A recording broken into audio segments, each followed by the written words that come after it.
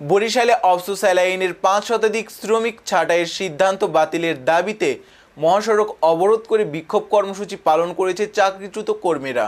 শনিবার ১৫ নভেম্বর নগরীর চৌমাথা মহাসড়কে শ্রমিকরা ব্যানার হাতে দাঁড়িয়ে কেউ বা শুয়ে অবস্থান কর্মসূচি পালন করেন। এই সময় শ্রমিকরা অভিযোগ করেন, যৌক্তিক কারণ ছাড়া হঠাৎ করে বিপুল সংখ্যক শ্রমিক ছাঁটাইয়ের নোটিশ দেওয়া হয়েছে। এতে তাদের জীবন জীবিকা সংকটের মুখে পড়েছে।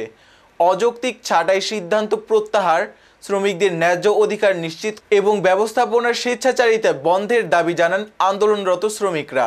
দ্রুত শ্রমিকদের দাবি মেনে সুষ্ঠু সমাধানের জন্য সংশ্লিষ্ট কর্তৃপক্ষের প্রতি আহ্বানও জানান তারা। এই সময় বিক্ষোভরত শ্রমিকদের সঙ্গে সংহতি প্রকাশ করে অবস্থান কর্মসূচিতে অংশ নেন বিএনপির সিনিয়র যুগ্ম আহ্বায়ক আফরোজা খানম নাসরিন ও বাম নেতা ডাক্তার মনীষা চক্রবর্তী।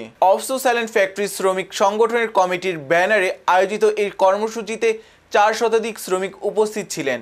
মহাসড়কে অবস্থান কর্মসূচির কারণে সৃষ্টি হয় দীর্ঘ যানজট, এতে ভোগান্তিতে পড়েন যাত্রীরা।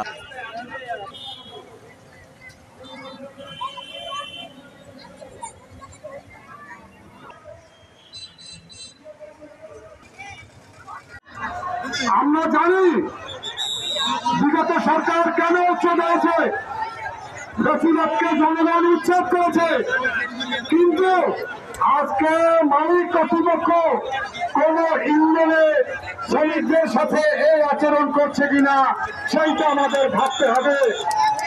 বন্ধুগণ, আজকে মালিক কর্তৃপক্ষ গ্রাম বাংলায় যে কথাটা বলে ঘাড় টানানি করছে, ঘাড় বাঁকা করে কথা বলছে,